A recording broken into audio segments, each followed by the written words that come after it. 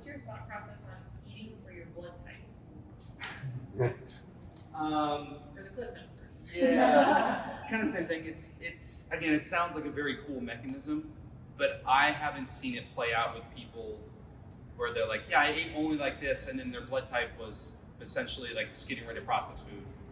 So a lot of those diets, they're cleaning up a lot of the bad stuff anyway. Like every diet has over the umbrella, like getting rid of processed bad, highly processed, like high sugar, high added vegetable oil, like all of them have that in common. And then everyone is trying to make their mark in the dietary space because selling diet is not sexy unless you call it the blood type, the carnivore, paleo, Whole30, keto, intermittent fasting. You have to spin it some way to sell it. And maybe for a couple people that may actually be what they need, but then that's where it takes working with the person one-on-one to understand like, hey, is the foods on this blood type diet, do they feel better eating that way? Because if they do, great, then keep doing it, but maybe there's one or two things on there that are feeding too many of the bad bugs, and you gotta get rid of them to get more of these guys. Which is why I love using paleo and Whole30, I wanted to return to that, as an elimination diet, because it's a great way to eliminate the most common offenders. Not saying everyone's gonna be offended by them, but it's a great umbrella way to kind of clean up all the noise. You can actually start to listen. Does that answer your question? Yeah, I was just curious because I ate keto for like 2 years and was sick as a dog. And I started eating for my blood type. Yeah. And I felt way better. Okay. Which was more carb plant. Yeah. Okay. So, yeah. I mean, people, carbs are bad, carbs are bad. Yeah. Like, well, I feel better when I eat more carbs. Yep. It depends on the type, but right. I'm just curious your background. Yeah. Dude, like, from my perspective, when I'm working with someone, is a gut protocol for me, my clients, is going to look a lot different than working with Nick. So like a gut protocol for me is going to be much more of this like, what's like the most non-surgical approach we can take to this, and that might be kind of what your blood type diet experience was. Because for me, I'm going to say, all right, like we're going to work through the 4K method. All right, we're going to introduce the fibers in a certain way. We're going to make sure you have fermented food. Like taking these different approaches that can help, but it's just it's like the least surgical way of doing it, which is ideal, right? Because like same thing, like this is just a good example. This is Cameron, Michelle, you guys are right here too.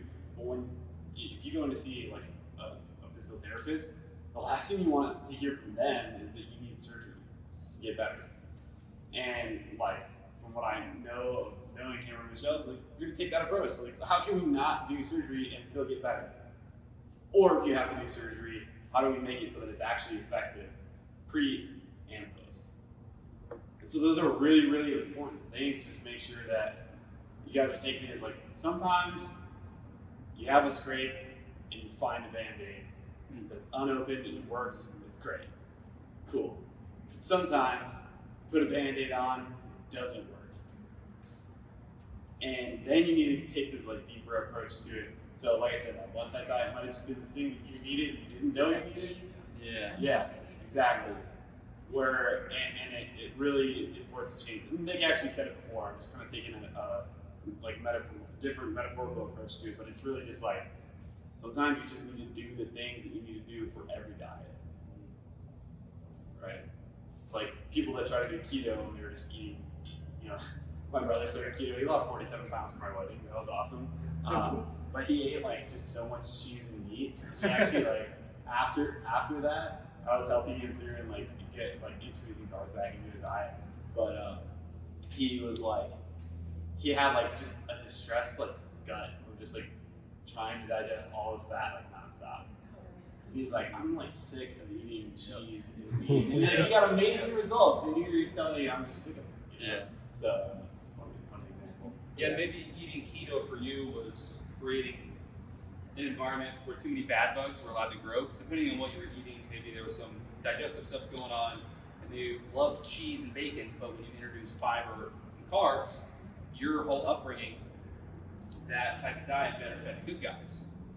And the good guys interact with the immune system, and a lot of the blood type diet has to do with immune system interactions. So if you affect this, you can affect this.